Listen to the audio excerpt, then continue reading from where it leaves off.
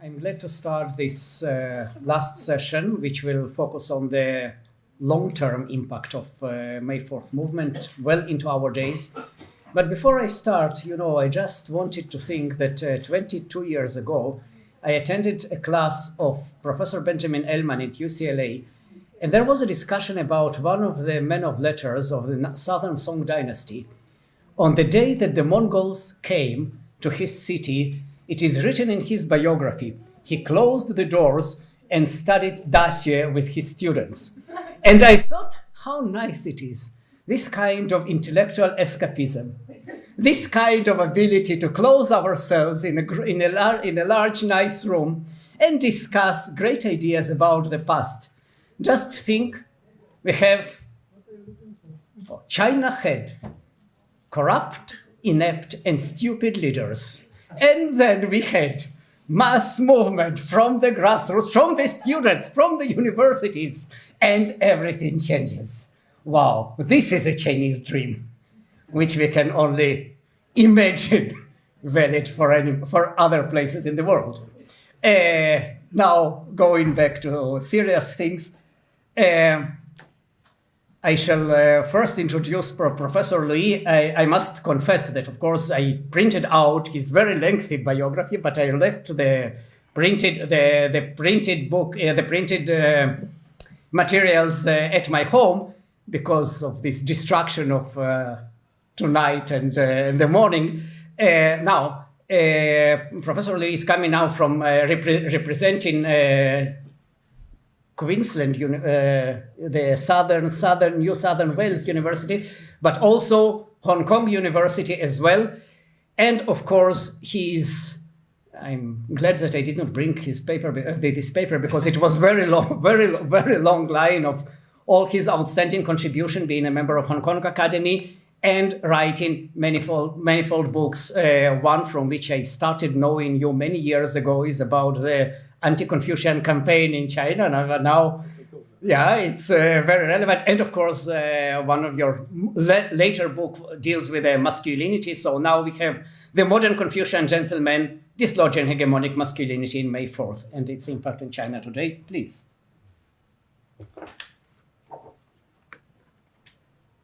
Thank you. Can I take this opportunity to thank Hebrew University for inviting me. And in particular, I want to thank Yuri, Ona, and Lihi for bringing me out here. It's such a fascinating university and a fascinating place. I really learned so much coming here. Thank you.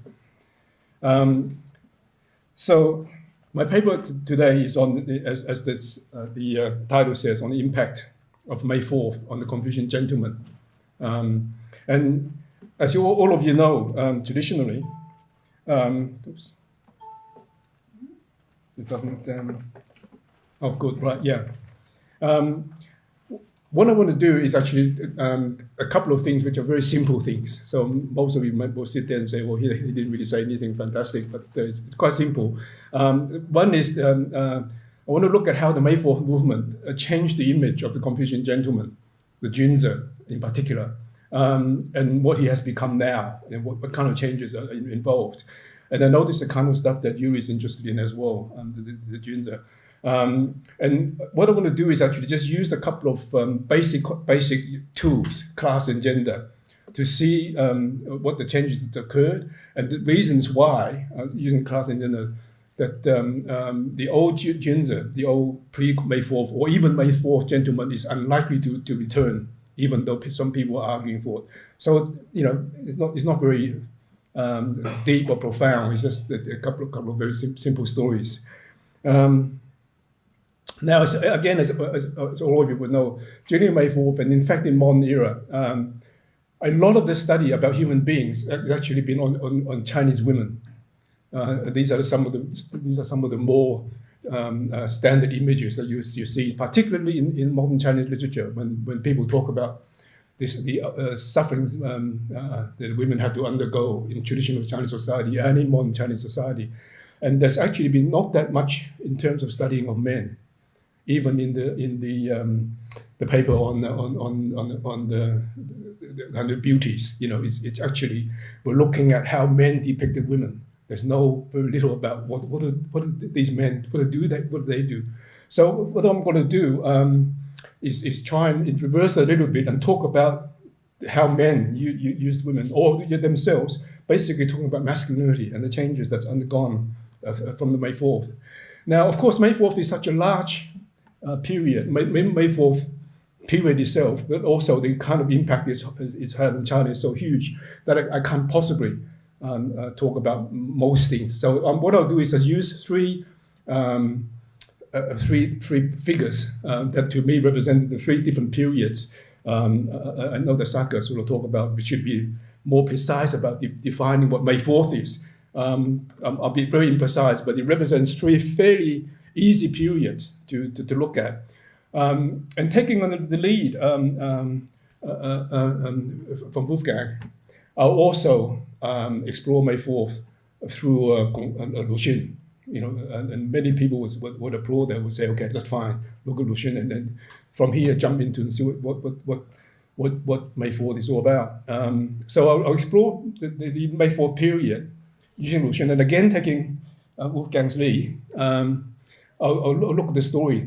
Again, Lu Xun wrote so much, I've got to zero in on something. So I'll look at the story of Kong Yiji, which Wolfgang talked at some length this morning. So that's to me represents the first period of the whole impact story. After that, I want to zero in on Zhao Zibin. Some of you may not have heard of him, but to me, he's actually a really important figure for the whole communist period. And yet he's impacted on May 4th.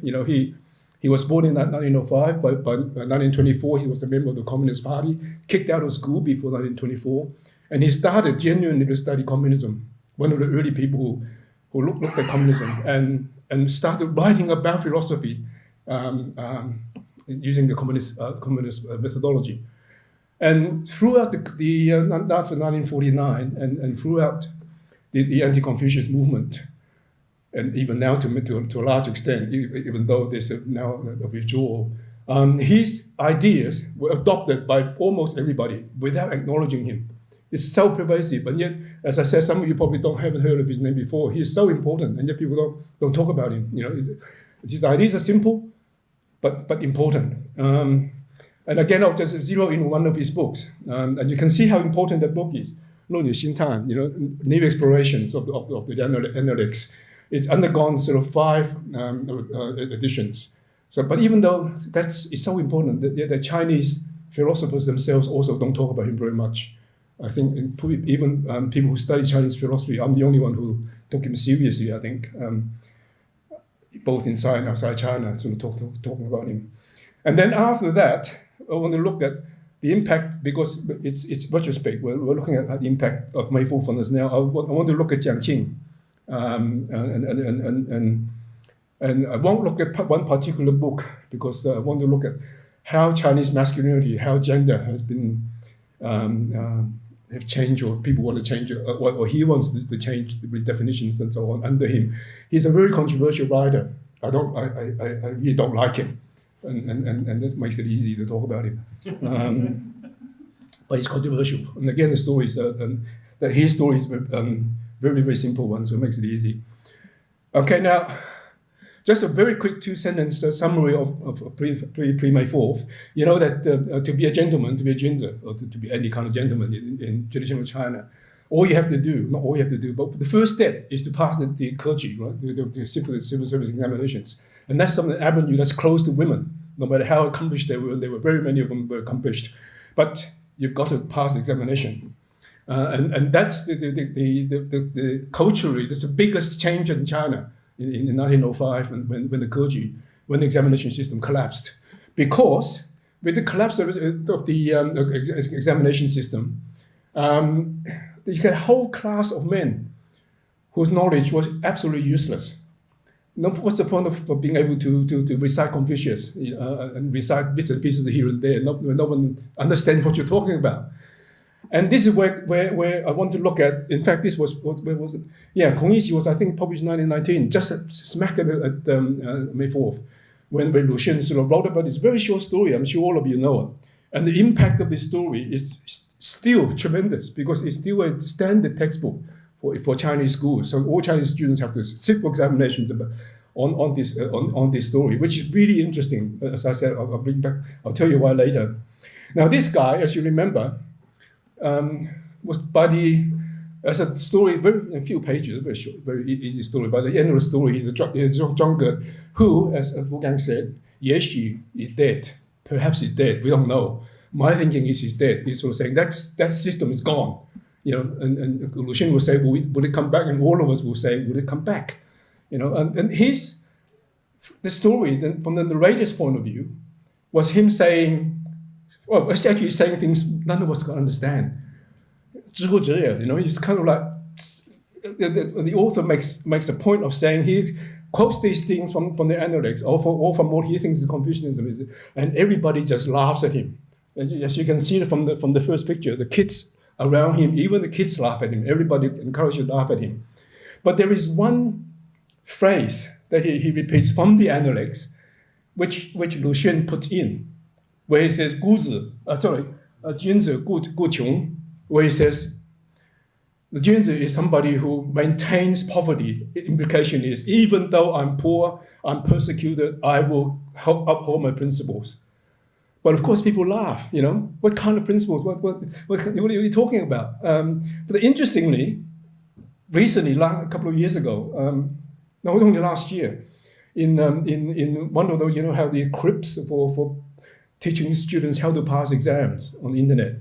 One of them actually talks about this essay, and sort of says, how do we evaluate this man? Now, after May 4th, Lu Xun laughed at him, everybody laughs at Gong Yizi. And everyone laughs at him, no one takes it seriously. People will say, this is a person that we should not emulate. His time is past. But the answer that the person provides is, he's actually like a Qu Yuan. He upholds his principles, so we should actually consider it. Now, to me, that's really quite something that in 2018, educators can tell that to students. And what's happened? Something has happened. And I'll tell you a little bit later that why is that coming back of the Junzi, of the Confucian gentleman, because this guy is like RQ. His main trait is a state of denial. He denies that he's begging. He denies that he's dying. He denies when somebody even breaks his legs. As you know, he dies by just crawling around. I'm a Junzi, just denies that society has changed. And in many ways, he can't do anything else because he studied Confucius. And in the new society, there was nothing for him. So a state of denial, just like RQ was a state of denial, and Lu Xun paints that very, very well. So what happened? I'll now skip, as I said, to the next person, Zhao Zibin, because he would have looked at, studied all these things, know what it is. Now, we know that in May 4th, there's a lot of emotional, fervent upheavals and denouncing feudalism, denouncing traditional China, denouncing Gong Lao and all that sort of stuff. But there was very little in terms of actual studies of the Lunyu, of the Analects, and very little in terms of taking the Analects apart. There were lots, but they didn't actually take it apart. And what Zhao Zibin did was actually very simple. You and I could do it, especially if we have research assistants. He just counted the number of times some characters occur, which is something that traditional Chinese did, but they didn't do the way he did it because he looked at using class, basically, very, very simple. Now, as you know, when you talk about what's a Junzi, what was a gentleman? The gentleman who is somebody who's got ren, who's got this one. And that many books and so on have been used to interpret, try and understand what that means. Right? And nowadays, even today, people are saying Rand shows that Confucius was a real benevolent person who's a feminist, who loves people and so on, because you have the human radical and then you have two. So it means two people loving each other, we all love each other, hooray, and it's really, the society is perfect, and that's, That's the people accept that. People like Confucius say, yeah, that's right, and that's why people now actually argue that Confucianism is feminist, is better than Western things because it's where we're talking about caring for each other, and women are particularly good at caring for people, and therefore they possess a lot of Ren, which is nonsense, as you know, because Ren traditionally just did not include women. So this guy Zhao Zibin just countered it and said, okay, right, now what do we mean? Like particularly in the analects, one of the definitions, standard definition is the person who's got Ren loves people. And as Cuban said this morning, Ren is not necessarily this Ren, is not necessarily people. It doesn't include women. He said that, but Zhao Zibin went further. Because Zhao Zibin sort of said, okay, right, whenever this Ren occurs, what does it do? Now, when we talk about People's Bank, we talk about Renmin Yinhang, 中华人民共和国, Renmin is Ren and Min. That's people. So in the analects, Min also occurs. And what happens is, they don't occur once or twice, they occur many times. Ren is, when you say you love somebody, is Ren. Somebody's got benevolence, is Ren. When you tell somebody to wash your dishes, it's Min. It's always that. When you order them to do something, it's Min. And so clearly, there were two classes, or more than two classes, but there's a ruling class and a working class, or way back then. He went further, because for our purposes, which is where he didn't say so directly, but we have married them together, it's really quite interesting. Because he says, well, okay, right. Now we know that there are two kinds of people in the Zhou dynasty, or actually Zhangguo in the Warring States. And Confucius sort of clearly belonged to the Ren class. He doesn't even talk about the Min so much. Min is easy. You just tell them to do things. And if they don't do things, you just slap them around a bit and put them in place. What do we do with the Ren? That's where the problem is. Because the Ren is the ruling class. And as we know, it's the ruling class that's always the troublemakers. They hate each other. They want to get rid of each other so they can become the real ruling class. And so there's two kinds of Ren, two ruling classes. And again, he looks at it and says, we know that the Junzi is the real ruling class. They're the moral, ethical ruling class. And who's his enemy? Not the Min, they don't count. His enemy is the Xiaoren, the mean people, the little people. So for Confucius, the enemy, the people that he really wanted to get over is that this Xiaoren's faction, wants to get rid of the faction so that he becomes the moralistic Ren, is the people who would rule. So it's quite a clever way of doing it. Now, the reason why I say that's important for us is in terms of masculinity, is this phrase. Whoops.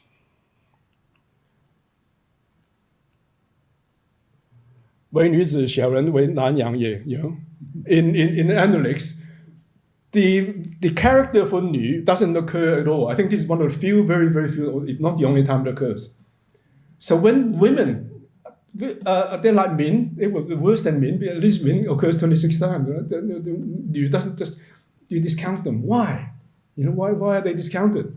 Because they really didn't count, I guess.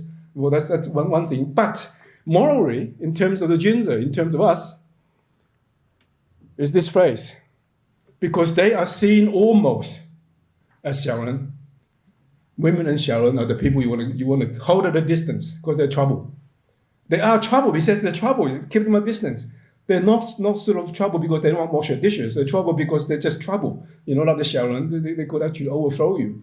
So that's quite interesting that Zhao Zibin worked that out at the time, because throughout the communist period, that was the basis of a lot of analysis.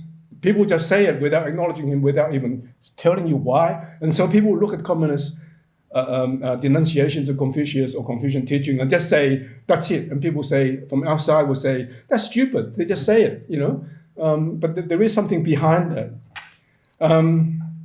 So now, at the end of the Cultural Revolution, and I want to jump now because I want to jump to the last section.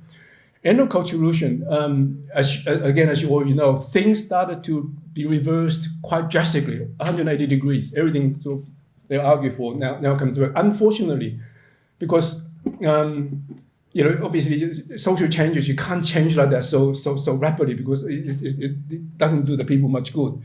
But what I want to argue is luckily the changes can't be that fast. It's a dialectical change.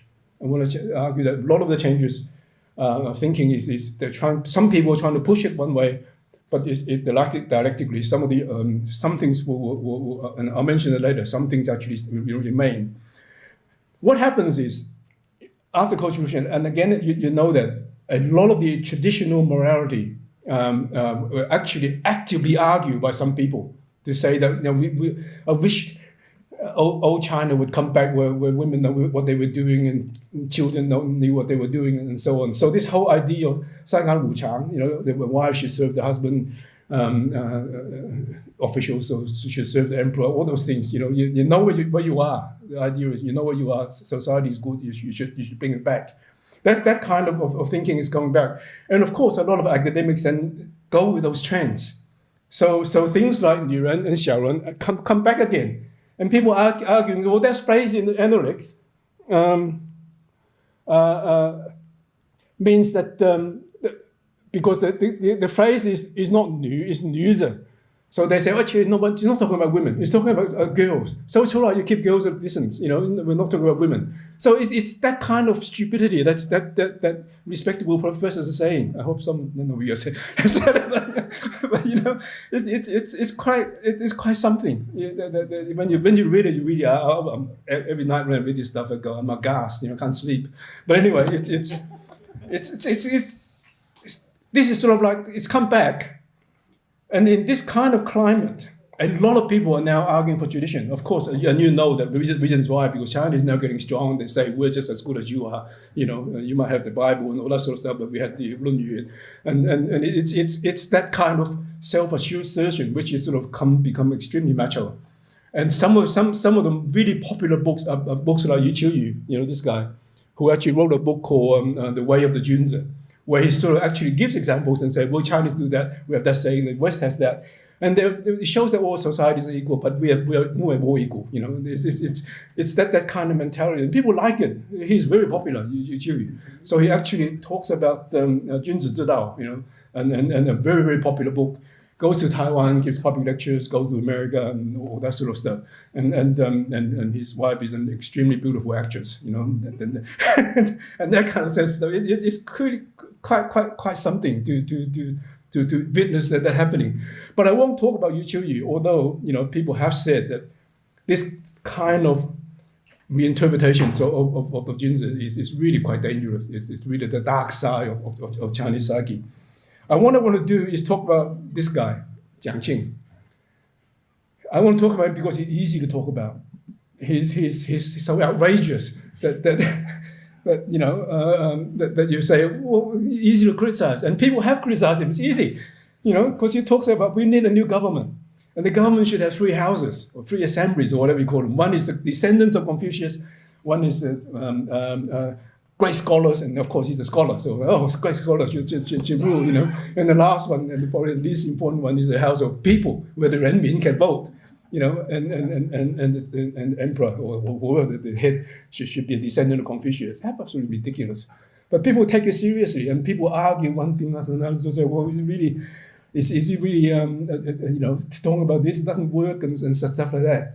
And again, they don't look at what he's actually saying. Oh, they do, but they don't look at the depth of it, because he's actually using the Gongyang tradition to talk about, because as you know, some of you may not. But anyway, the Gongyang tradition is using Confucianism as a political act where you have rulers instead of an ethical act.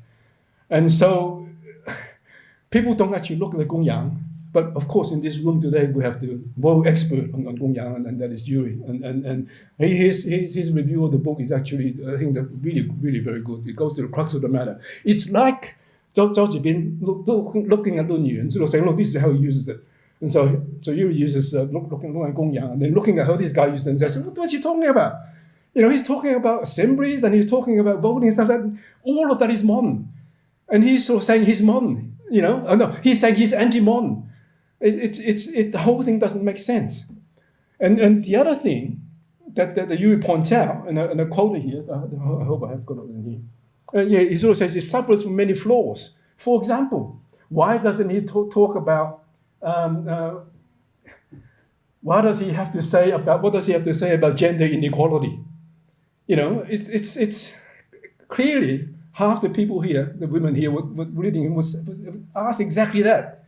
What's going on? You know, he's still talking about this assembly, this ways of whatever. No mention of what rights women have got in his book anyway. In the book that is come. I'll go back to it. Oops. Yeah. No, sorry, I didn't put it up. But in his book talking about constitutional government, yeah, where he uses political Confucianism. So in the book, he does have a chapter on families, where if you put it all together, you work out what he's saying, but he doesn't actually focus on half the population, even though he talks about Confucian and so on. So what's happening? This is 2012 that Yuri wrote the book review. 2015, you know, this guy should have shut up while he's ahead, but he couldn't help himself. I think 2015 he wrote an essay saying only Confucians can settle these women, can keep them calm. Oh, okay, right, yeah. So, and in this essay, what he's saying is, women, if they stay home, be good mothers, be good wives, wash the dishes, cook us good meals, they'll be all right, instead of this jumping up and down, going on demonstrations, you know. And we have no marriages now really all over the place, people getting divorced everywhere. So it's better not to have any freedom, better to make sure that there's no divorces. That way, women will be undone, will be settled, will be okay. Now, you know, I can see a couple of women shaking their heads. If you're a young woman, you would be furious. In the past, you're furious, you can't do anything. But what's happened now is, as soon as the article came out, in the same paper, as soon as it came out, lots and lots of people start blogs. And in the blogs, you know, those comments that people read, they were furious, absolutely sort of saying, what are you talking about? Thank you. We don't want you to undo us. We don't want you to settle us. Thanks, Mr. Jiang. You know, and so these are read by more women. Other people, men, will also agree with him. And so the difference between now and pre-internet is that everybody, yes, you have a mobile phone, you comment, and these are the comments that people read. So this guy sort of would be read by some people, and he's still quite important. But in terms of the populace, in terms of the Renmin, the new Renmin in particular, it's just not on. So in that way, you know, his Confucian gentleman is exposed starkly for what it represents. Why it is, when I said the changes are dialectical, that he can't push it back, even though some people want to push back to pre-May 4th. Because he is very similar to RQ and similar to Kong Yiji. He's living in a state of denial. You know, he's sort of saying, well, I'm a gentleman, and therefore I can say, you know, 君子固穷. Doesn't matter, you know. It might have worked, but Kong Yiji dies, and he probably would hopefully disappear to me. But I'm sure he wants to keep going. And a couple of months after that, he wrote another article, which is not even worse, but similarly shows what kind of man he is, where he attacks the United Nations for having marriage equality, and he sort of says the UN doesn't understand Chinese culture, because when the UN quotes to say that China would have marriages with marriage equality, it doesn't, because Chinese marriages don't mean marriage equality as the UN understands it. You know, Chinese might have had catabots, you know, they had boys, bum boys, and all that sort of stuff in the past. But it doesn't. It's not the same thing as marriage equality, you know. So it's kind of like, again, as soon as that appear, as you can see, the people who are gay, who are lesbian, or whatever, would turn around and say, "How dare you? You know, you can't say that this day and age." And as you know, in Taiwan, China, and Singapore, and so on, the gay rights movement is actually getting momentum. So in terms of gender, he's really going sort of further and further back, and the pushback is harder. And the interesting thing is the pushback is not made by scholars. It's made by ordinary people, mostly because scholars are mostly Junzi. Of course they want to be overall people. Of course they want to get better pay. We all complain that we don't get enough pay, But these people, to get even with lesser pay, can actually get hook onto the blogs and answer very, very, very easily. Okay, so I'll just finish by saying, what do we mean understand by Junzi? And you know this magazine, right? Junzi. That's the name of Junzi in Chinese. So you can actually have a change in Junzi attitude. By the way, this is a Hong Kong, Taiwan magazine. The mainland China has translated quite different. 时尚先生, I think they call it. But anyway, this certainly the understanding. And to me, the Jiang Qing kind of mentality is very, very much like the Kong Yizi, and hopefully not going to come back. Thank you.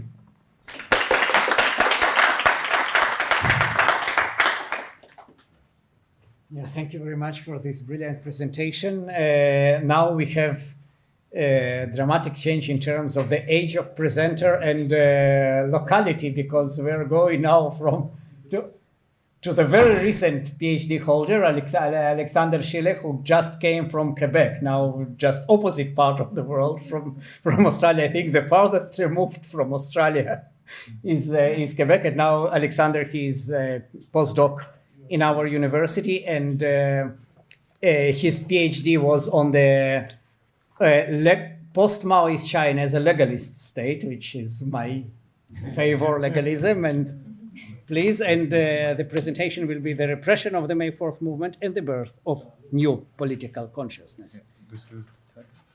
You have. So you can have the reading. Okay.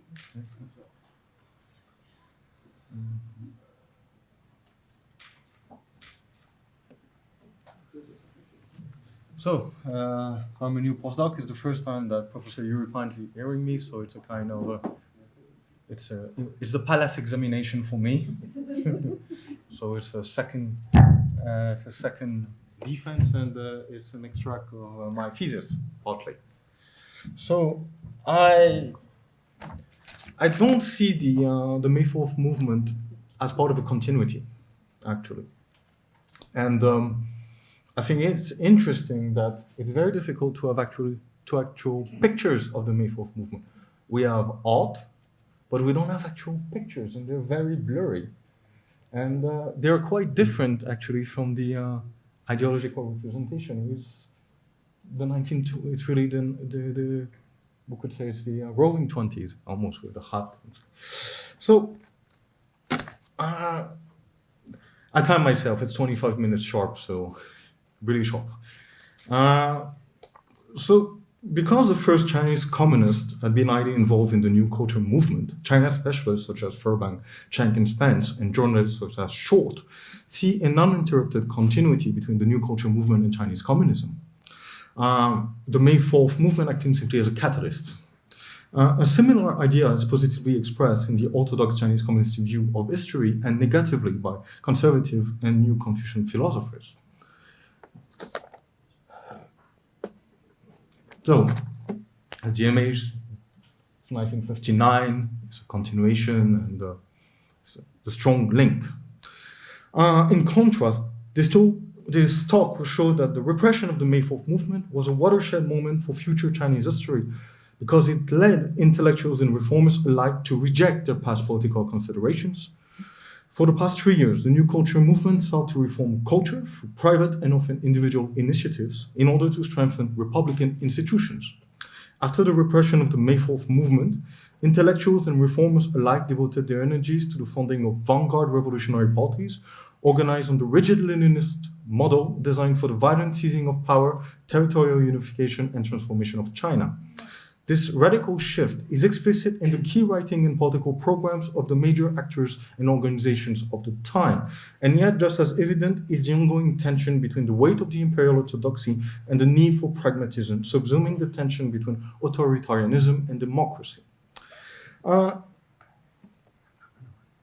The 1905 Russo-Japanese War was a wake-up call. It marked the first time a non-Western state triumphed over Western power, demonstrating that political and economic reform were both feasible and beneficial for China without sacrificing its cultural identity. However, the dynasty and imperial bureaucracy had proven capable of reform, unwilling to reform and hostile to the very idea of reform. The 1898 movement, the 100-day movement, is proof. And after 1905, nationalism and republicanism closely linked became dominant in Chinese intellectual circle, a distinguished literature between intellectual. Pressed by the course of events and the acknowledgement that the imperial bureaucracy had grown incompetent through the lack of specialization and professionalization of the literati, the Empress Dowager accepted the principle of reform, notably in education. And so we have the abolition of the imperial examination, which is major, which has existed for 13th century and barely changed since the Ming Dynasty.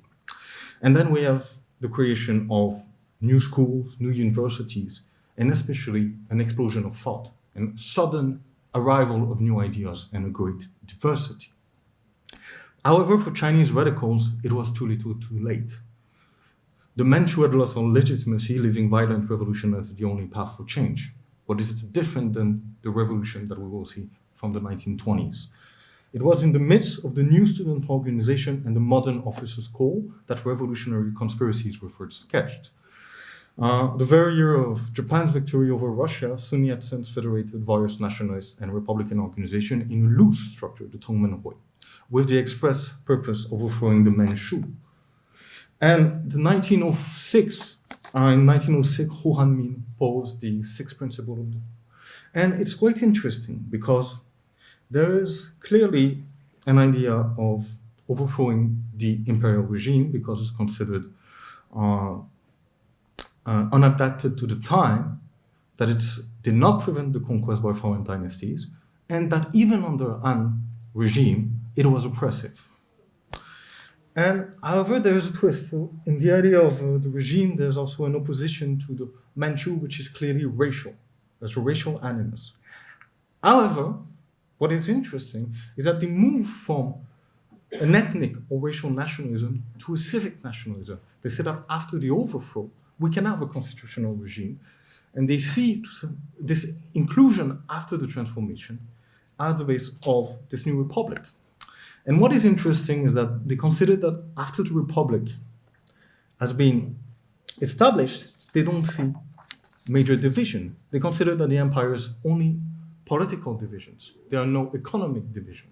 And so the moment there's a republican idea, they believe that the people have made them the values of republicanism and nationalism, and that the Chinese Republic will last. But they consider it, they will see the Chinese Republic as something different from the Western regime because there's no class structures.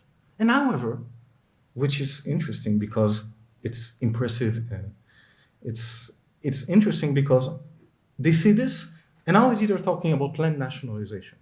They're fearing the sway of major landowners. They're fearing that there's a transformation in equality in China. And so there's a very strong reaction to all the structures that are inherited from the empire. And yet, what is interesting is that rather than cultivating an idea of socialism, there's a clear reference they want to reintroduce the welfare system, which actually was never introduced in China, but it's a kind of a myth, a confusion, and even traditional dynasties made agrarian reform at the beginning of their rule to strengthen their legitimacy.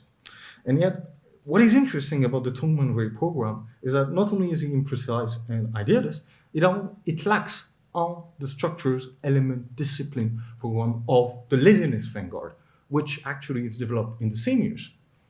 But probably this idea that this was not doctrinaire gave the Tongmenhui a wider appeal. Of course, they're financing uprising. There's a 1911 uprising in Guangzhou, but it's not truly such a militant organization as the Leninist Party. And yet, so the empire fell in 1912, series of insurrection fails. Actually, we can consider that the fall of the dynasty is an accident, if we can. And then abolish the regime, they create national parliament. But assemblies already existed since 1908. So the principle of election, the principle of participation existed, but with a twist, because it was census democracy. And they still not accepted the idea of a mandate of a nation. And there was, to some extent, there was a strong ingrained value. That was still the idea of subjection. So lower elected official bowed to higher elected official, members of parliament bowed to the speakers, and so on. And it is clear that Yuan Shikai used this thing in his favor when he was president, because he moved rapidly against Republican organization and barely moved from the national parliament. The move will come from the provinces. And what is interesting is that everything, he moved to recreate an empire with the regalia. There's goes to the Temple of Heaven, but the idea of empire is dead. But the idea that he could recreate his own dynasty is something that is, to some extent, that the legacy of the empire had not fallen with the republic. And then civil war, 33 years of civil war, and even in the 1910s and 1920s, there were civil war that are comparable to the communist nationalist civil war. And so we try to understand, the youth try to understand what happened. So it's an interesting idea, because nobody questions during those years the Republican principles or institutions, whether they are Lushun, Chendushu, or Wushu. Everyone accepts them, even the most radical accept them. But the problem is they see its culture, they see a problem with the culture. So there is a loan that prevents the grounding of the republic inside China, and they seek to change. And we have this idea in Chendushu very clear in the criticism of Confucius. It says an idea of the pulse of life is economics and independence of economics. And it's here links between independence in property and independence in ethics. This is quite interesting. So it's the question of the individual. It's individualism and liberalism, very strongly expressed. Then when he criticizes what he sees as the barriers and hindrance to the necessary condition for transition to modernity, he mainly quotes the classic of rights. He doesn't even say it's the classic of rights. He simply quotes sentences and quotation after quotation after quotation, and he contrasts them with these values, which, to put influence, gender equality, social class, the idea of woman, independence from family, from parents-in-law, and an idea of censorship of individual, even freedom of choice in politics. Quite interesting. But there's also another point, is literary reform. It's quite interesting. The seventh principle, a complete break. It's an idea of use the word of the people, do not imitate the ancient, an idea of to break conventions. Very strong. The 8 points of Usha is very strong, to break and to create a national literature for a national mindset. So it's the idea that the values of the nationalism and the values of the republic were not ingrained in the population, contrary to what Wuhan means. Of course, there is this text of Chen Duxiu, which was published 1 month later in the La Jeunesse. And what is interesting, it's much more violent, much more authoritarian to some extent. But it's very interesting text. It's the same ideas to some extent. But still, there's not an idea of organization and pressure. They are truly individualist to some extent, and they want critical thought. It's very strong. And we have this paradox, the socialism of Li Dajiao. When he writes in November 1918 in La Jeunesse, The Praise of Bolshevism, it has nothing to do with Leninism. It's an idea of freedom, of world federation, no president, no parliament, no prime minister. People work together, they come in a federation, and there's no authoritarianism. It's Republican, it's a mix of individualist collectivism. There's no control from top down. And what is quite interesting further, and I think it's is that when he says that the end of the war is attributable not to Wilson, but to Lenin, Trotsky, Kollontai, Liebknecht, Scheidemann, Marx, which is a diversity even in Marxism. It's not a rigid Marxism. It's a criticism of the Versailles Conference. It's a criticism of those people who are in the Versailles Conference who pretend to, this nation that pretends, the world powers, to redraw the world map according to the values of self-determination, and they are the very imperial powers that occupy China. And there is an opposition to them. And the May 4th movement is, to some extent, the pinnacle, the accomplishment, or not the accomplishment, but the acme of the new culture movement. And then there's the repression. Everything changes, even in the text of these actors. As I love, because it's a manipulation of history as well. But it's not my picture I'm doing, revolutionary appropriation. But it's interesting because it's really... So I think there's a shift to authoritarianism in this period. And it's not only in the communists. There's a very wide shift. So we have, in the first movement, we have the recreation of the Kuomintang in the south. We have the creation of this new government. And there is the close proximity between the nationalists, the reformed nationalist party, and the Leninist party, the Soviet Russia. We have also this term, Chen Duxiu and Li Dazhao, actually call actively upon the international to help them develop structures. And there is a total shift. So the three principles of the people are rewritten in 1924 by Sun Yat-sen. Everything changed. We're moving to parliament, to a strong presidency, an executive. And he said, we should not be afraid, as Westerners are, that there is a too strong government. And then there's a move. And even the Texas, it's interesting. So we had a separation in the empire between authoritarianism and censorship and examination. And so we come. And it's quite interesting, this idea that we need to go back to the empire, which said that it was completely, in 1905, almost completely rotten. And then we have the principle of welfare, collaboration with the large landowners, active collaboration to develop. And the fear now is private capital, the commercial class, the entrepreneurial class. And the idea is we need to prevent ourselves. And it is a renewal, the renewal with an idea of that the imperial system was expert at selecting the best men for government, and that this hostility with commercial and entrepreneurial class, which was central in the new culture movement. And this idea of renewal with the past is present in the idea of the nation, the principle of the nation. So if we want to go back to a standing, we need to reconnect with traditional morality. And again, it says that it's only with this traditional morality that the republic or the new regime will get its perfection. And so we have a shift from this kind of individualism, republicanism, liberalism, to something much more authoritarian. And it goes even further. There's this central idea of party leadership that is crucial, even in the three stages of the revolution, military dictatorship, and then the tutelage. And then we've got this type of constitutional regime. But even this constitutional regime is complex because it's the idea that this kind of mandate of the nation is still, to some extent, embodied by the Nationalist Party. The idea that the Nationalist Party is the only one who can express the nation. And even in the same years, we have when Mao Zedong, one of the founders of the Communist Party, but in those years he was working in the agricultural department of the Nationalist Party, and he was more involved in the nationalist activities than in the Communist Party.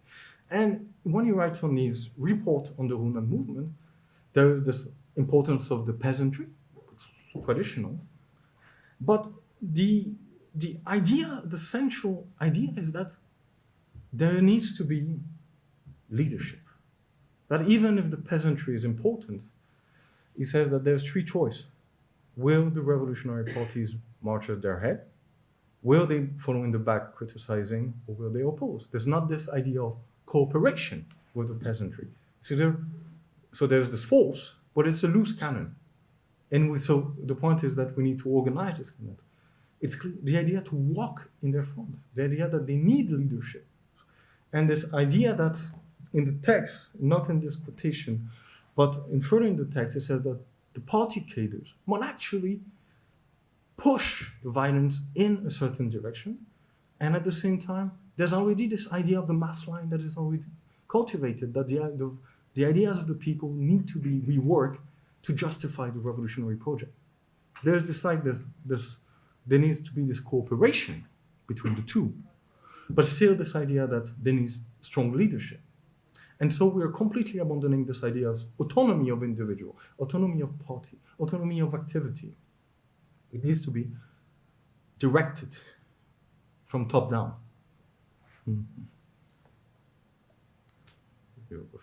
And of course, the late consequence of the May 4th. Thank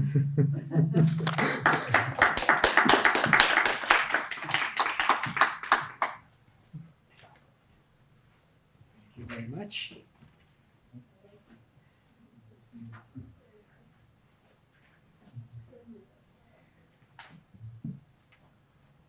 Okay, thank you very much, Alexander. And now we have, last but not least, have the doyen of May 4th studies, to such an extent at least in the Western Hemisphere, the Vera Schwartz, whom I think everybody knows here. Again, impossible to read all the titles of her books, but one must be mentioned, The Chinese Enlightenment, because it was the one from which many of us studied about the May 4th, after Zhou Zedong, after the generation after those who studied from Zhou Zedong. And Vera, please, she's from Wesleyan University, now immigrated to Israel, so she's now somehow associated spiritually with our university, and not only spiritually, she will go to teach here next year. Vera, please, and her topic is May 4th Movement Turns 100. Nationalism and Enlightenment, how we become part of the history we study. And how, could you show me how do I do this? Yes. And then which one is up and down? I like that May the 4th be with you. Okay. And how do I do You just it? Okay, and which way? go with this. This one, okay. So, Okay. Shiza Bugandang. It's late in the afternoon. We're all tired, including me. And I'm almost tired of May 4th. I think we've been speaking about it too long. But we must. So forgive me if I'm going to be reflecting in many different directions. But this is something that I've used before. It's Chen Yifei's 1978 painting. Thinking about history from my space. It was one of the first large-scale paintings by a cultural red guard in the new period after the death of Deng Xiaoping at the beginning of, after the death of Mao Zedong and the beginning of Deng Xiaoping. But it spoke to me because it's about intellectuals reflecting about history. Here you have the intellectual, he's in a white shirt, he's not a worker anymore, even though he probably was one of the student labor cultural revolution, but he got, there's a chair, the intellectual could sit on the chair. The intellectual gets up from his chair and looks at history. And it's a dark picture. It's a dark picture. Professor Cuban talked about depression. There's reasons to be depressed in modern China. There's reasons to be depressed about studying modern China. I'm depressed about the last 100 years of Chinese history. Really makes me sad. I find very, very, very difficult. So this is one of the, and of course in the middle you have the May 4th intellectual with a long classical male dress. One of the things about you talked about the Junzi, they're skinny, they look like the girls in the Chinese opera, and they xiaoxiu, and the attack on the Junzi and the recovery of the Sashing, semi-gay, semi-educated intellectuals coming back very nicely. But there's the intellectuals of the center. It's the beginning of nudity. We talked about it. There's a girl who's, back, naked from the back, not yet in the front. That comes later, especially the minorities, and we can show all of their parts. So it's interesting about what part of the body we show to whom in what way. But this is clearly the violation of the Japanese, of the Chinese landscape. We have, But it asks the question about thought and violence. And I look at it in 2019, how do we think about the violence of the 100 years of Chinese history? And it's a violent history. And I identify more and more, with Chen Yifei, even though he became very rich and very corrupt and died in 2005. But I've been following his career. He was one of the people that made it very big in the West as an artist. But I think this is an iconic moment for us to think about in 2019 in Jerusalem, about Westerners on the landscape of Chinese history. We matter. We matter greatly in 20th century China.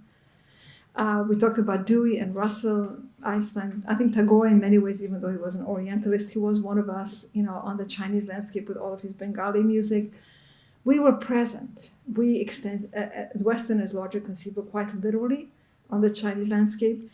The ideas of the West, be that Renaissance, Revolution, Enlightenment, Ibsenism, Marxism, Dewism, we were there. And we remain thorny aspects of the Chinese landscape. Whether we talk about spiritual pollution, who we are as Westerners and what we represent remains a difficult question in China. So the new Confucianism, wishing to erase us from the Chinese history, doesn't work. We remain firmly implanted. Professor Cuban teaches, Beijing. We remain who you are, and we matter. We matter in a controversial fashion.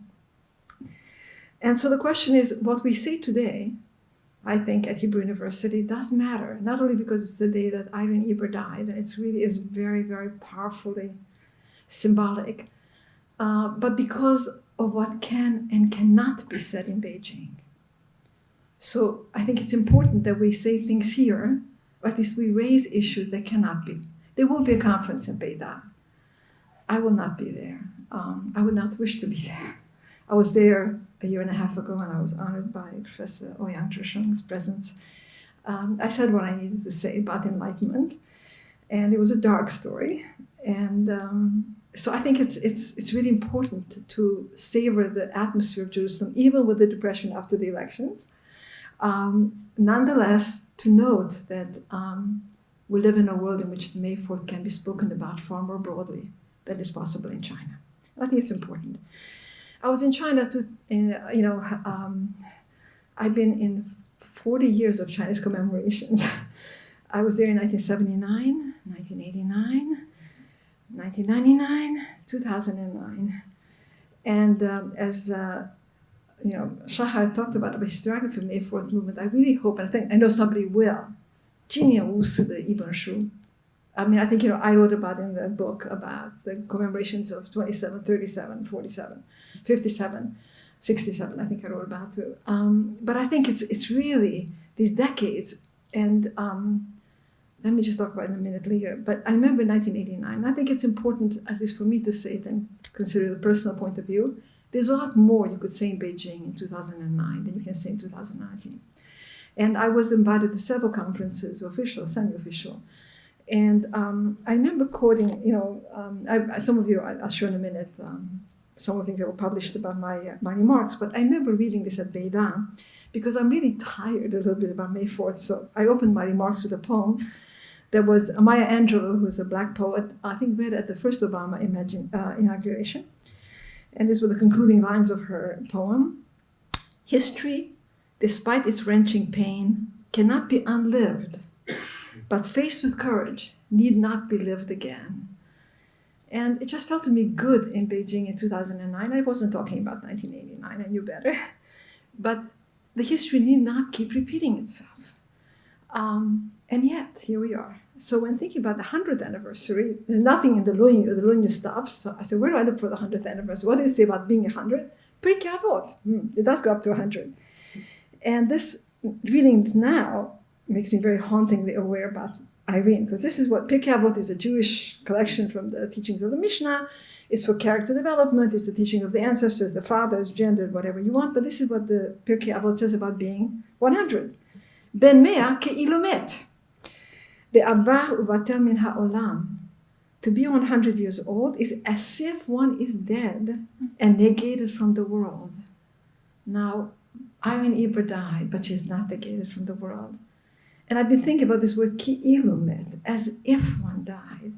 And I think that's one of, I like the last slide about May the 4th be with you. I like it a lot, even though I'm not a fan of the movie, or the book, not the May 4th.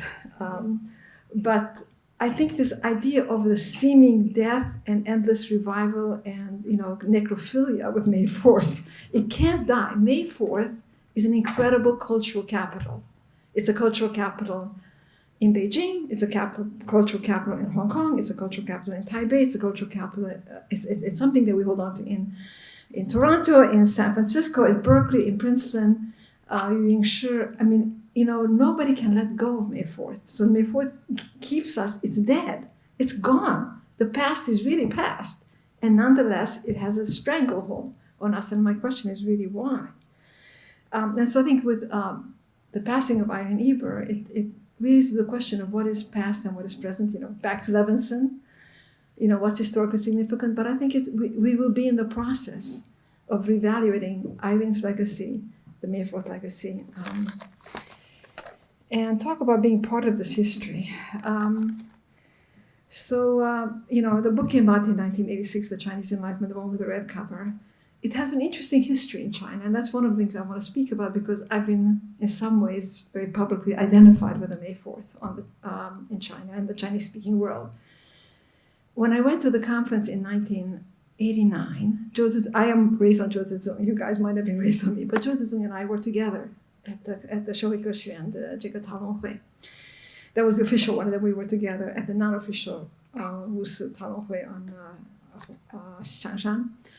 But at the Shouhui Gexuan, some students came to me with a translation of the book on the May 4th movement. It was really, really small. It was some students from Xi'an that translated part of my book on Chinese Enlightenment because we're so excited about the idea of enlightenment. And I couldn't find a copy. My books are all in the States packed away. So I didn't have a copy of the 1979 edition. But we have the second edition that came out in China, and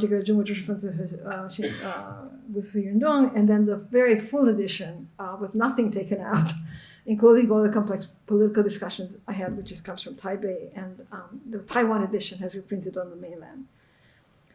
But the reason I put these up is not because the books have been all of your books have been translated into Chinese, but I would have liked to do a close reading of what was taken out at which point of my books in translation in Chinese. But I want to share just snippets of my intellectual journey, which some of you have already heard, that led to my rethinking of enlightenment. So I was one of the leftists that was interested in Chinese Revolution, not quite La Chinoise, in Paris in 1968, but Kiilu. I was remembering that when I started to teach at Wesleyan 45 years ago, I had self-criticism sessions. After each lecture, I invited the students to criticize me. They remember that. It stopped after I went to China, to live in China in 79, 80. But I was, if not a fierce Maoist, I was in Taiwan in 73, 74, doing the research on this book. And I was in the dirty books room at Taida reading Lu Xun and Guo Moreau. And people asked me to go to Hong Kong and bring back Guo Moreau, Totorda. And I did. And I was excited by the idea of revolution. And my thesis was about cultural revolution. And then I went to China. And it took me a good number of months at Beida to start to interview the remaining survivors of the Cultural Revolution. Zhang Shenfu, Ye Shengtao, Yu Pingbo, and eventually, Feng Youlan, and then, of course, Zhang Shenfu, that became a subject of several other books. But I was talking to them about May 4th, but of course they were talking to me about the Cultural Revolution in 1957. And so the scales about revolution began to fall from my eyes, and I began to listen to what I was being told between the words, which is, of course, Lu Xun. I think how we listen between what is being said and what is sayable has everything to do with what we need to do now, especially as I give the mandate for the next generation of May 4th scholars, because I'm done with it. And so I began to really rethink, and I was telling Shahar, because Shahar is very excited about the idea of utopia and communes, and I think what happened to me in China and in the many years I've been going back is a pessimism about the force of ideas and how quickly ideas become weapons and how many people can be killed in the name of ideas. And so I began to go from what I call, 思想史, the history of ideas, to 知识分子历史, the cost to intellectuals for thinking what they think. And so that's a different kind of history, which I've been doing for a while. And I think that's what has been interesting to some Chinese scholars about my work, is that I moved from the realm of ideas. I mean, when I went to Enlightenment, because it's not revolution and it's not Renaissance, and after I came back from China, what's missing on the Chinese landscape? In Europe, there was a century and a half between the Italian Renaissance and the French Revolution. There was time to breathe. I mean, of course, Robespierre, cut off heads and breathing time as well. But there was 150 years in which you could rethink culture. China has not had the time to rethink culture. The new culture movement was launched, and immediately the Communist Party were born, and then immediately in 1925, then immediately in 1927, then immediately in 1937, and never mind 48, and never mind 55, and never mind 57. There was no time to think. So here we're talking about a thought movement when there's no time for reflection. I think Chinese intellectuals have been cannibalized, and I use that in Lu Xun's terms. And I think Chinese history has eaten up Chinese jurisprudence, and I think it's continuing. So I think that's what, if my work has echoes in China, it's not because yes, I've interviewed these people, and I've lost all the tapes. I wish I could donate them all to Beida, but the tape recorder wasn't working properly, But I think what's interesting to the younger generation that keep asking me questions is that I hear the consequences of ideas on the Chinese landscape. Not to part of a controversy that I've been very directly involved in, but I'm going to skip this slide and come back to it. Li Ziho和舒恒哲的这个历史, we have, Li Ziho is China's most famous philosopher. Who am I? Like nobody. But we have a kesher, we have a connection. And it's been an explosive one on the Chinese landscape, and I don't think this year there'll be much about it. But I want to just, because of all the things I could talk about how we become part. I didn't mean to become part of the Chinese controversy, but I have become willy-nilly. So by January, and by the way, this letter of mine, I don't have a copy of it, but it was republished in the Chinese controversies and blogs about the question of Li Ziho and Shu Hengzhi. So I thought it was earlier, and I apologize that in my recent interviews at Beida, I placed it in the winter of 79. I gather it's January 10th. It is my letter. I've signed it. I think it's correct. I had just done a series of interviews. I was beginning to move out of the Beida. When I got to Beida in February 1978, and there was the first national conference on Wusi Yundong. So I went to the Waiban and said, I'm a Wusi Zhuanzha. I have to go to May 4th conference. I said, 不方便. 评价, 人我评价, 不能去, 不方便. So they sent me to Nanjing to a Taiping conference. 非常好玩, because it was the first time that religion was began to talk about as a force in history. Taiping Christianity was really interesting. But so that's a conference I was not allowed to go on to. But I began to interviews. I think I began to interview Zhang Shifu in the fall of 1979, November. So in January, I just finished talking to Lin Shu, who was the head of the History Institute at the Shawikashi. So I came in from Beida. We had a very interesting conversation. It was before I interviewed, Zhou Yang, which is one of the best interviews, which I wish I had the tapes of. Zhou Yang as a Wusi Sixiangjia, the party secretary, the party propaganda for Mao before the Cultural Revolution. So I gather Lin Shu began to speak to me about Li Ziho. Li Ziho had not yet fully made his comeback. And I was, I said, we should get together. So I guess I wrote this letter to Li Ziho about seeing, getting together. And I guess I had this vision of rethinking philosophy history together.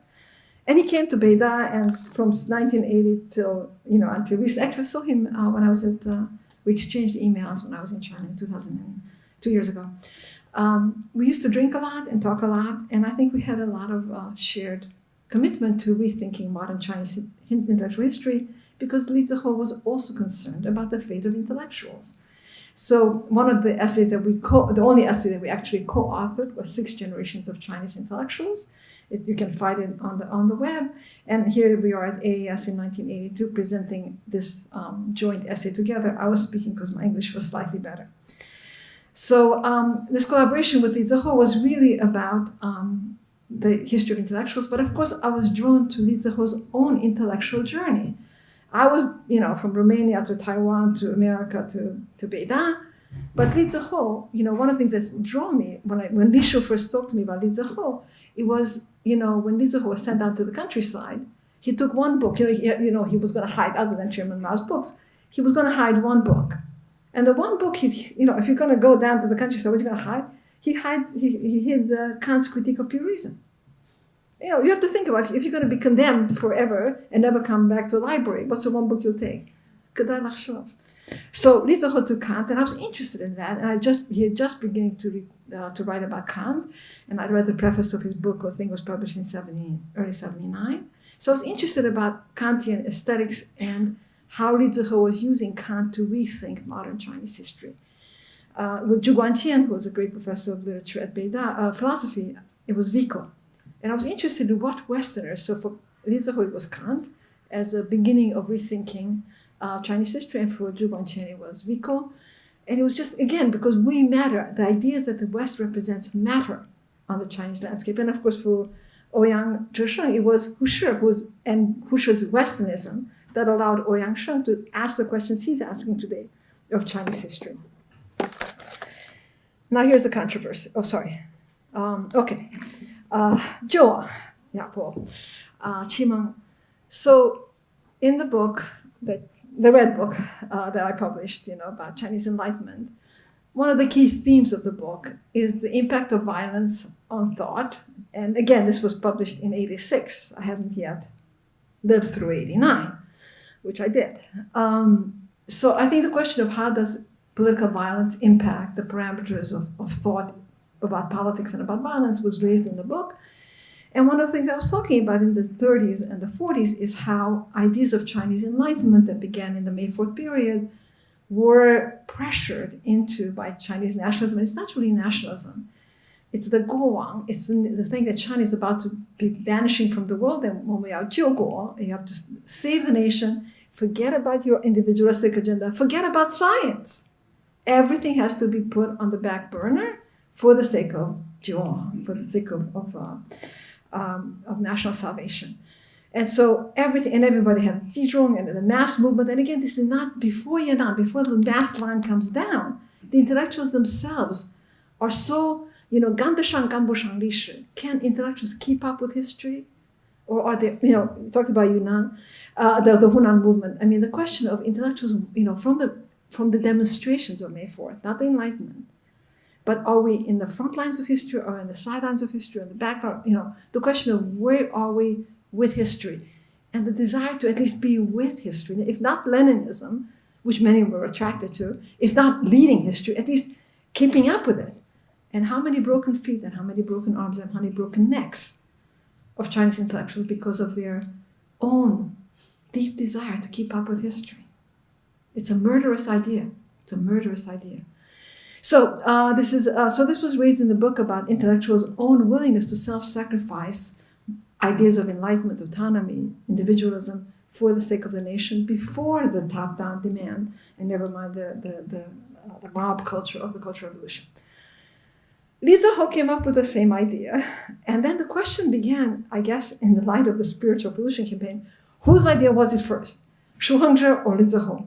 And you'd be surprised. I mean, I have not collected all the essays, but they were all over the press about, and I guess it's because Du Weiming had said to somebody that Li Ziho stole it for me, and then Lin Yusheng chimed in, and do I care? I mean, Li Ziho has paid a very high price for each one of his ideas. I can blah, blah at Jerusalem, at Beida, and nobody will hold me accountable. Li Ziho from 1980, he's back in China.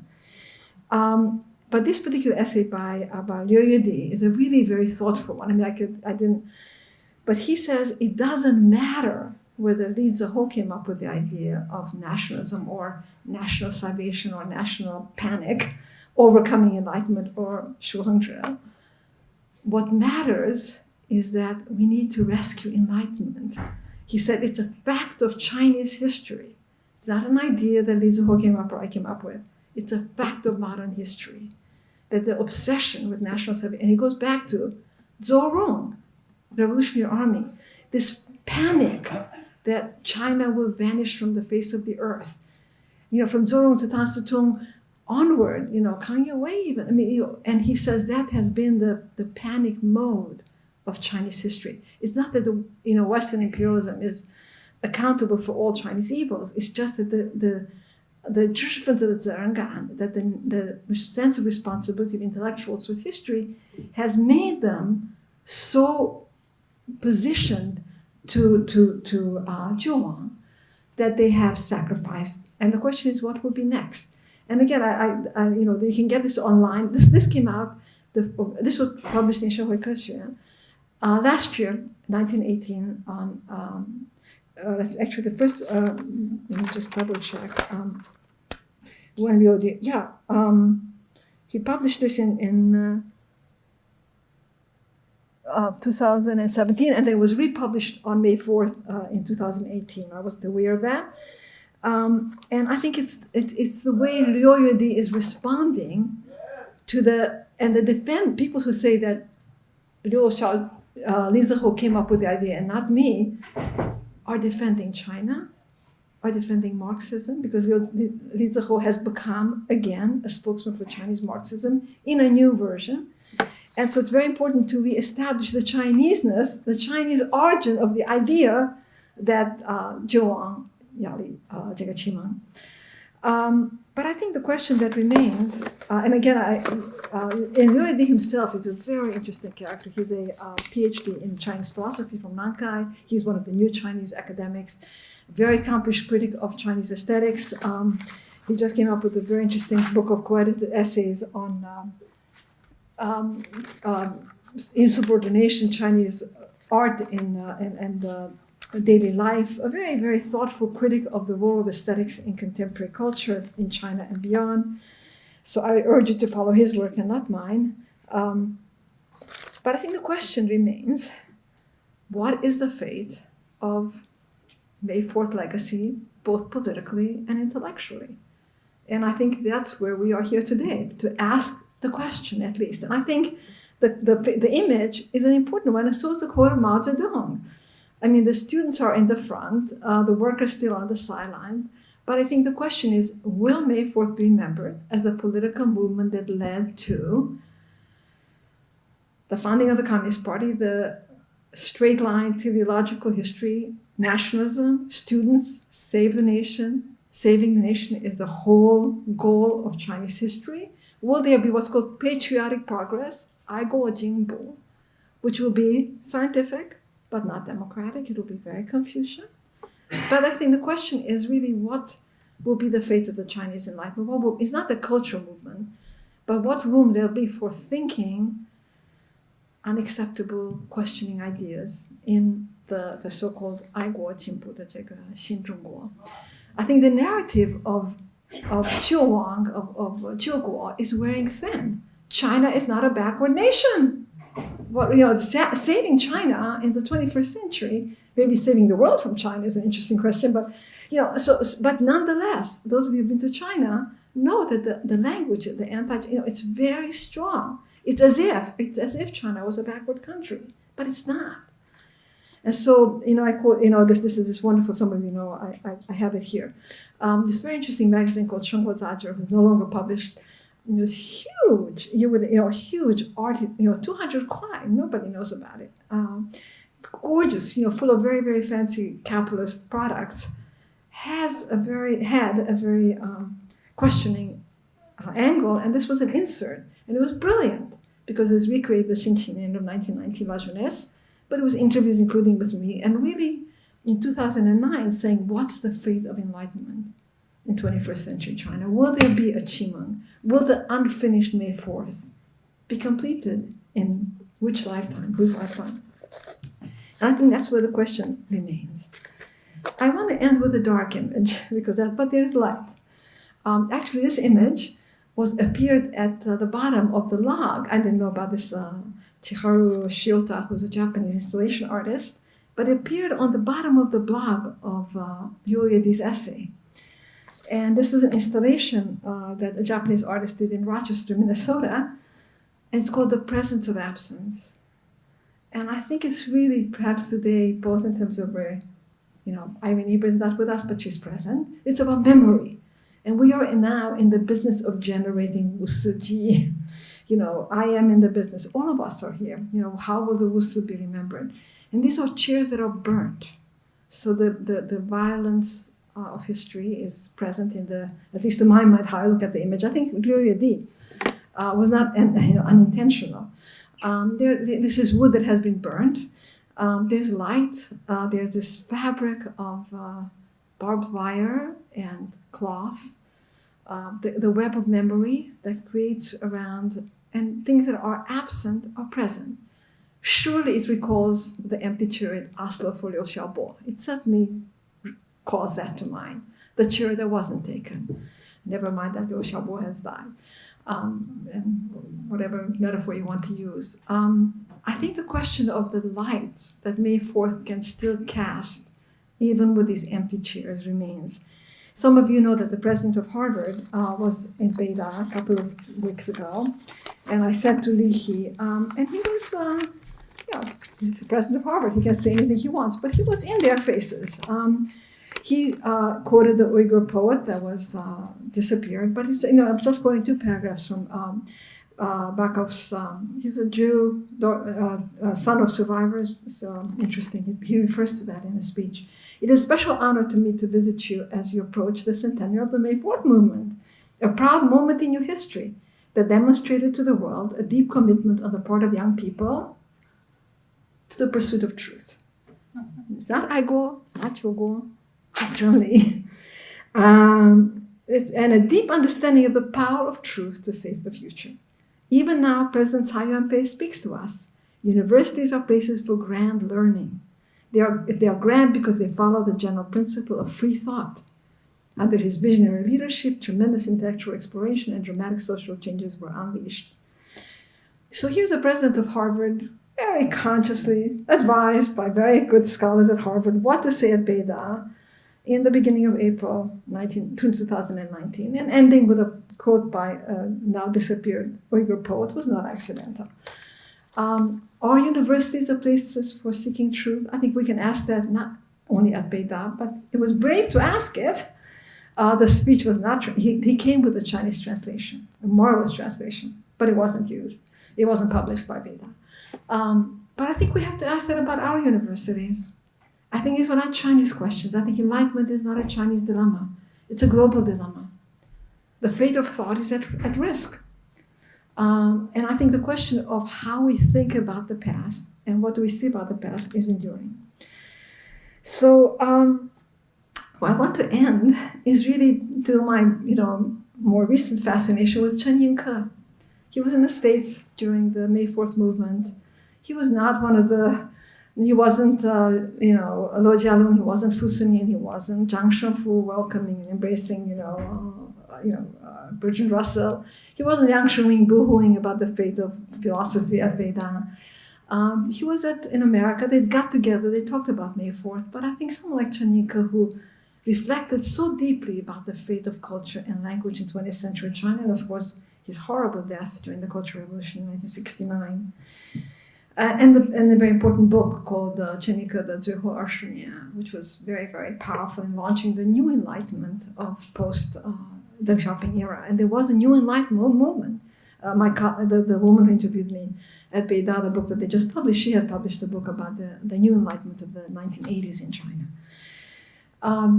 But what I want to end with, in 1927, Wang Guowei committed suicide.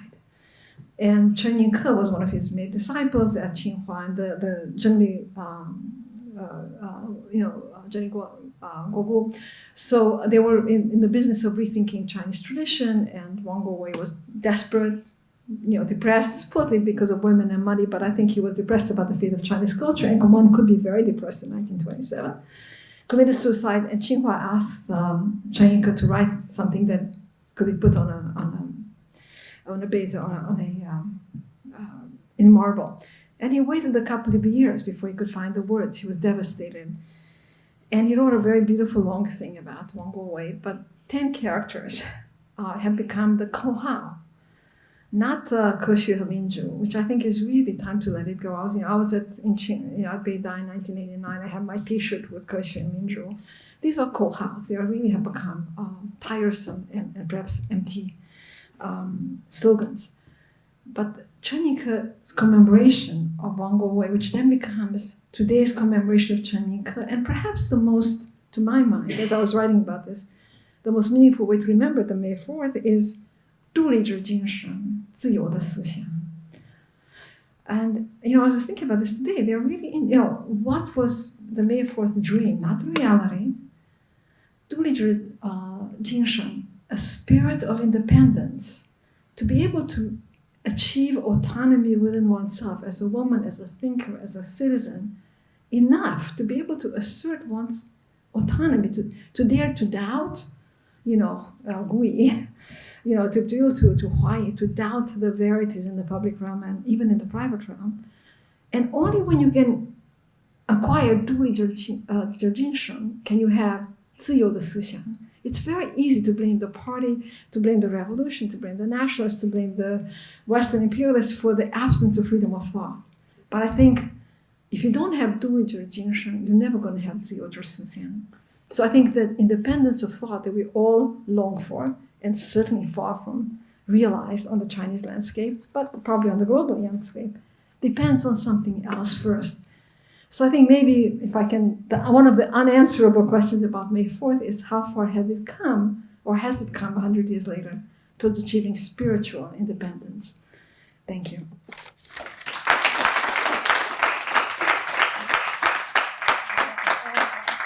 Thank you very much. Just remain here. No, I'm going to move the chair. I'm known to spot, Okay.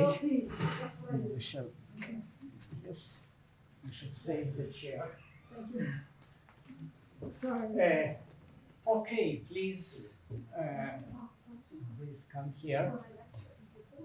Because we have the questions, and Alexander, yeah. Okay, ladies and gentlemen, the floor is yours. I think that you may have a few questions before we go to have a long-deserved dinner. Please. And now you must ask from this point. Stand there. So sorry. Stand and speak to It the happens every time the Greenpeace goes. My first comments go to Cam Louis.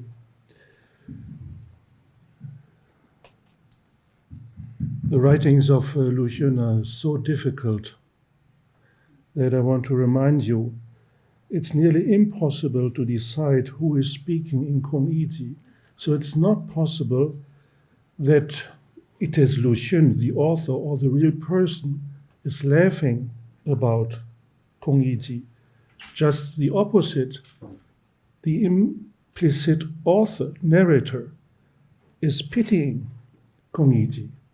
So this would give this story a total different interpretation. I liked your remark that perhaps he has died means as much as China has died. I like this.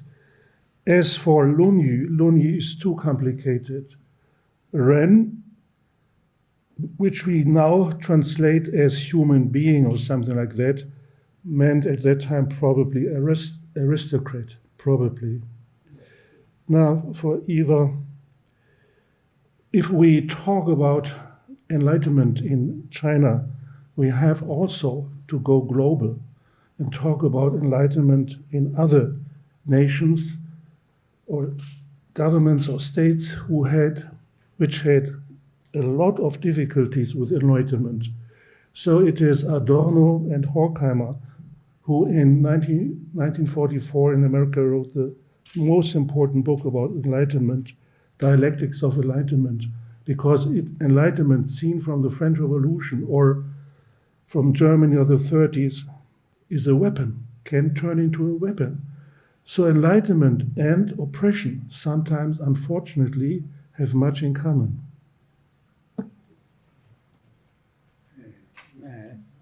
May I follow? Follow, okay. So please just stand here if you want to follow. Yeah, I just want to add some questions to Professor Rubin's question to Ms. Schwartz. So in here, my question is following the Enlightenment. Yeah. So do you, because don't forgive me my professional question. Yeah. So, but in China we discuss a lot on this issue. So my question is that when you talking about, or in your view, when you see the Enlightenment or this kind of from the main force, yeah. So this Enlightenment in the Chinese sense and the Western sense, are there any difference? When yes, yeah. So when yes, it means the Enlightenment, because the Western Enlightenment goes first. Yeah. So in this sense, but in the main force in that time, this kind of Enlightenment, the Western style Enlightenment, until today. Yeah. Today we are still talking about the Enlightenment. I think you can see in the literature or whatever, in the philosophy, people are still discussing about it. If you think this kind of Enlightenment should go follow the Western style, but actually it did, which means that it did not occur in China. Why should we? Yeah. So why in China should we follow this direction? If not, yeah, what's the difference? Yeah. Can you explain a little bit more? Okay. Thank you. 你可以，好，OK，三个在一起，OK，you will have the three gentlemen attacking you. Not attacking. And this can only happen, and it can only happen here, and we are lucky that it can happen. I have two questions. The first is for three of yours. Just now, three of you talk about nationalism in modern China. I think this is very important and very interesting. What do you think of the nationalism in modern China? Are there any difference between China and the Western? The relation between nationalism with the other ideas, for example, socialism, liberalism, and traditionalism. This is the first question. The second, just ask various true words. Yeah, you know, the idea 救亡压倒启蒙, this idea in China have different point. Someone think you first deliver this point before lead the whole. Someone thinks so, but the other, but the whole deny this. He give an example just now. You showed us. He delivered this point in his 中国近代思想史论. So he delivered this point before you. If he delivered this point in 中国现代思想史论, perhaps he after you. Yeah. What do you think of his point? I think this is very interesting. Many people wanted to ask you. I can dedicate them to ask you. Okay, thank you. Okay, please start. You had the most, and then we shall. I knew I was intentionally opening a can of worms. Let me take Professor Wong's question. Thank you both for your questions, and I'm grateful for the fact that we are here, that we can talk about it.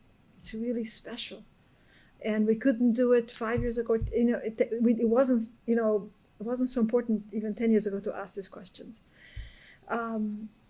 The question of enlightenment or Renaissance, these are Western terms, Western historical metaphors, or events.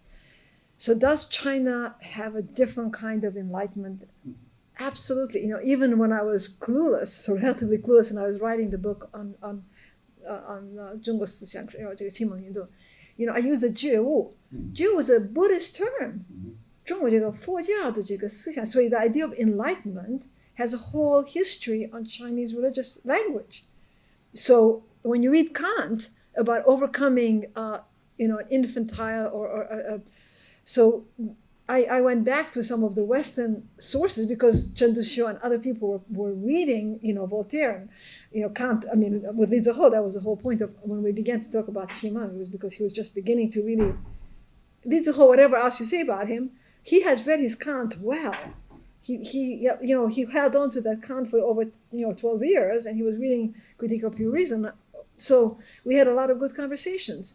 So it's true that, and the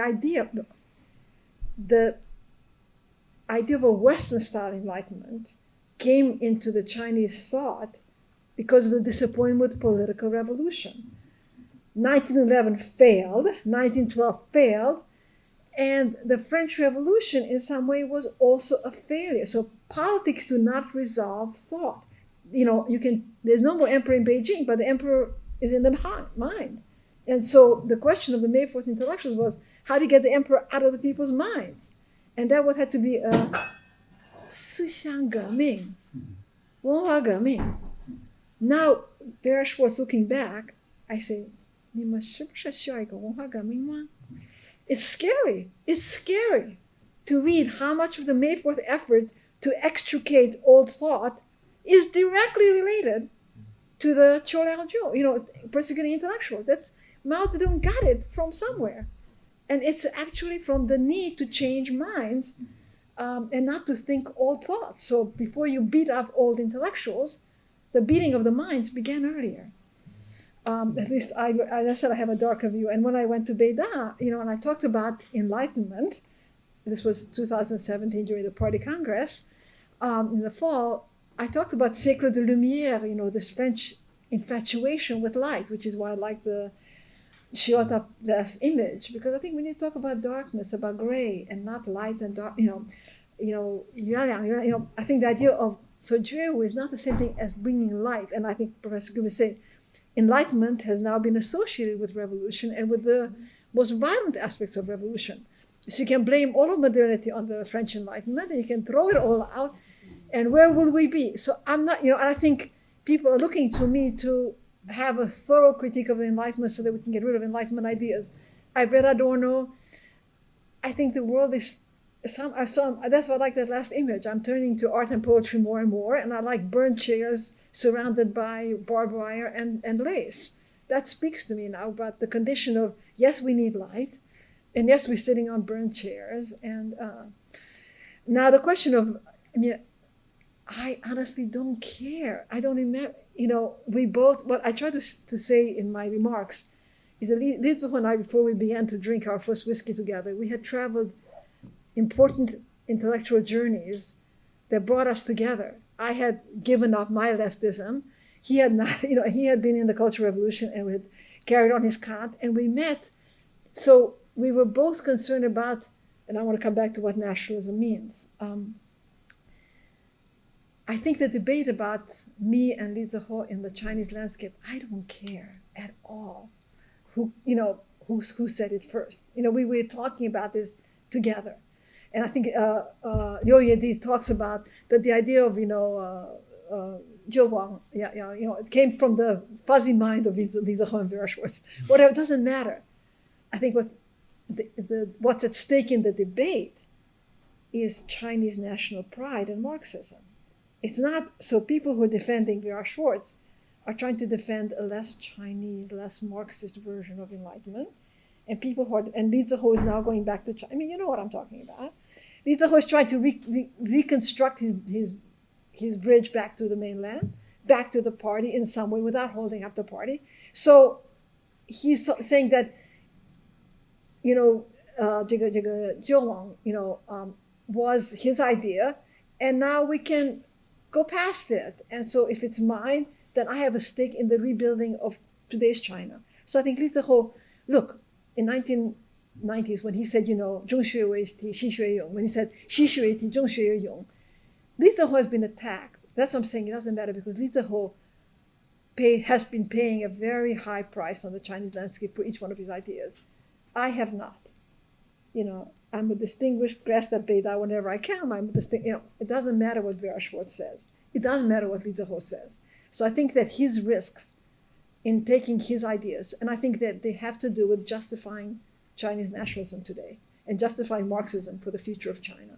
I'm not in the business of doing that. Li Ziho is. Now, what is nationalism?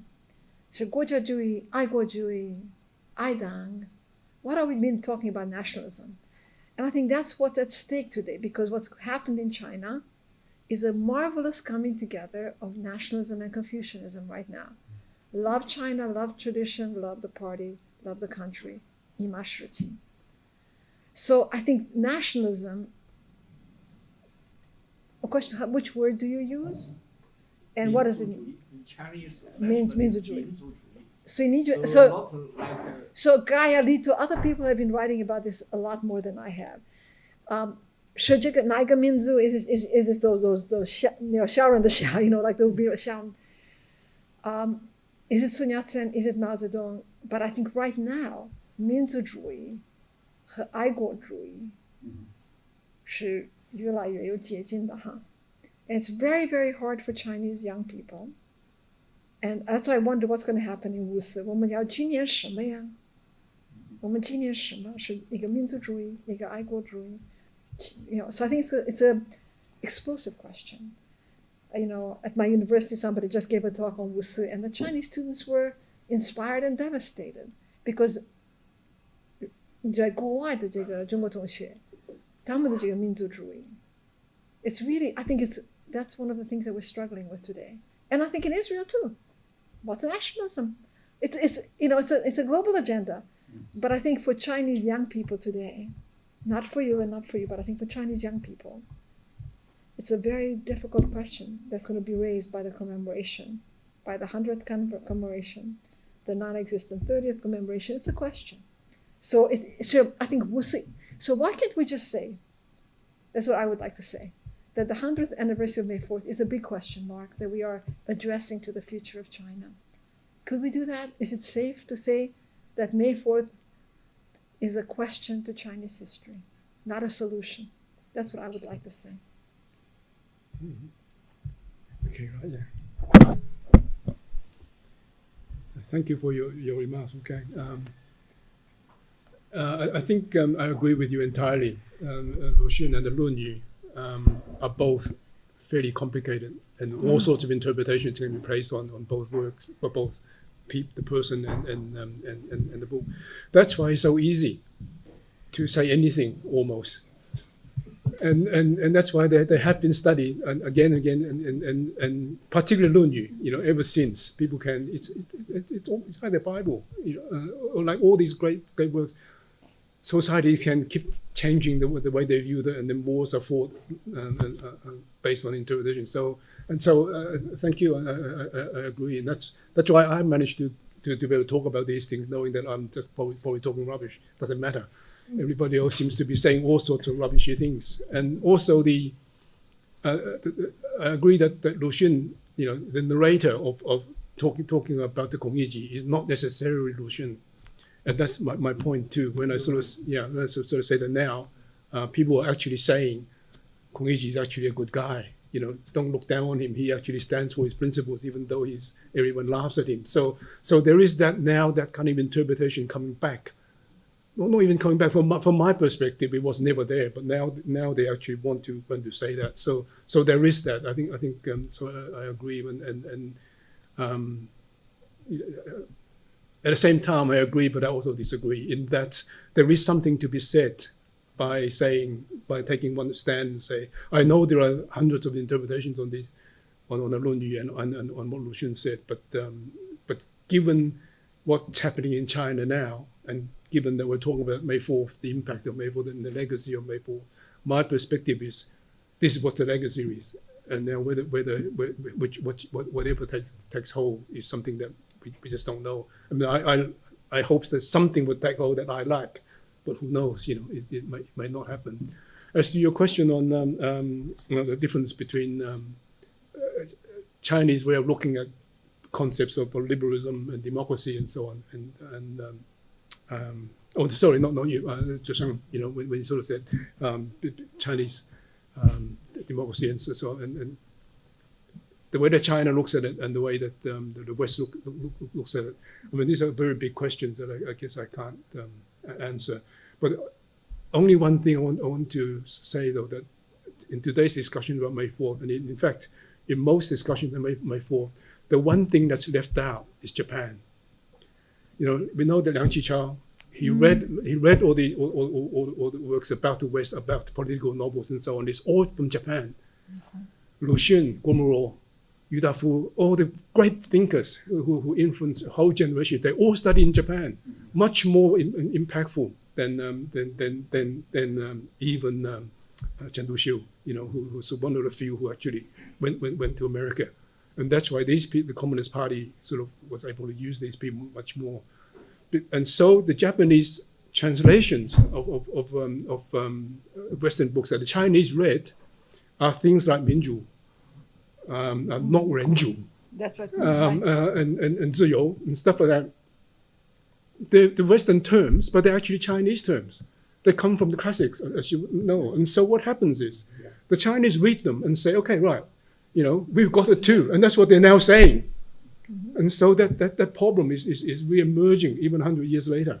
And actually more than 100 years later, as I said, Liang Qichao basically read all the Japanese translations and say, this is what Europeans think. But in fact, it's what the Japanese think.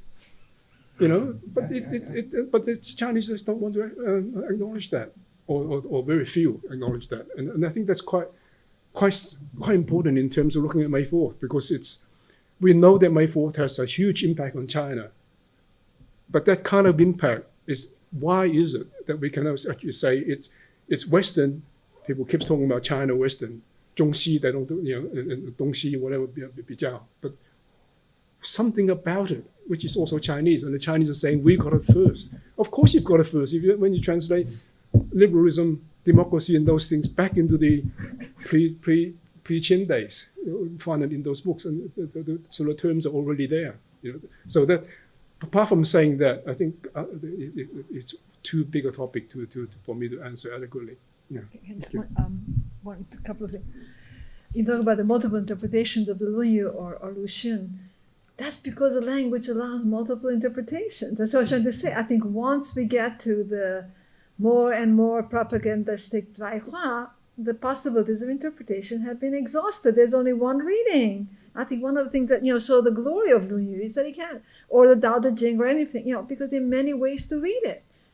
And I think that one of the things that has, this is where I come back to Chen Yingke, because he felt that constriction of language. There was so much, the multiple readings, I think, with classical Chinese.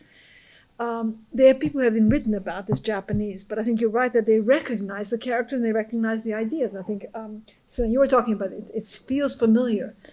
But my colleague, also now, Zhang Julian at Beida, the professor of French history, he talked about the Qing's 18th century. And, Zhang Xuecheng, those were the Chinese Enlightenment. So China had its own 18th century, even though it was under Qianlong, it was a century of questioning.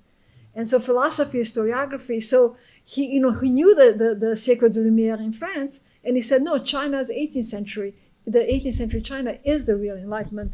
So I think that there's and is it just simply, cultural, orgueil that we had it too? No, I think it's more than that. I think China has its own traditions of enlightenment. And there's some young scholars at Wuhan. There's a large group of scholars working on it. The question of nationalism and its link to other ideologies is complicated because ideologies are not pure.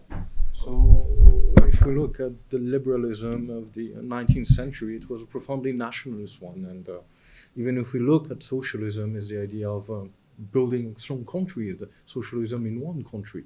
there is this idea of patch. But there is, of course, we talk nationalism, but nationalism has merged in China into patriotism. And so, because in the principle of nationalism, there is something that is greater than the state, is a nation.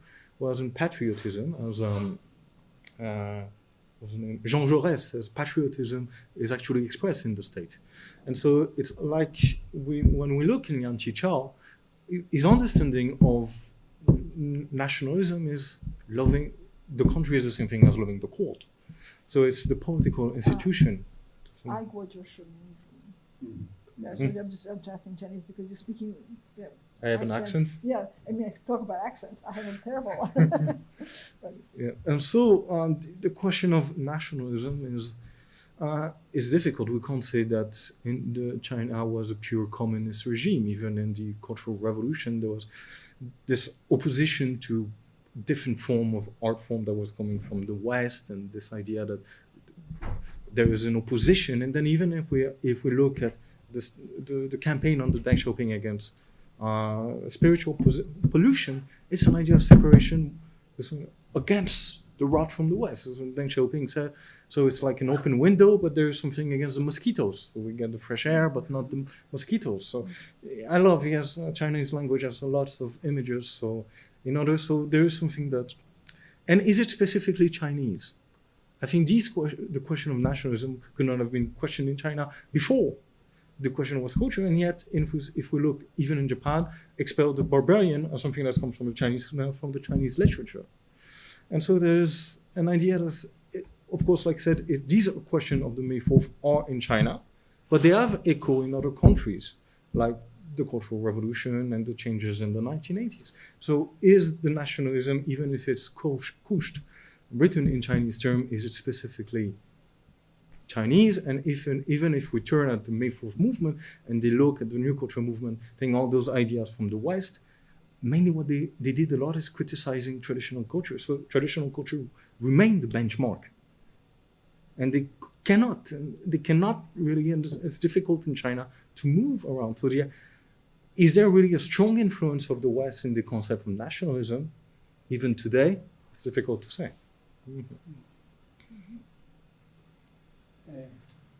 We have time for one short question and one short answer.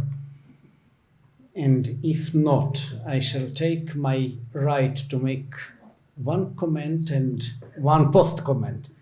The one comment,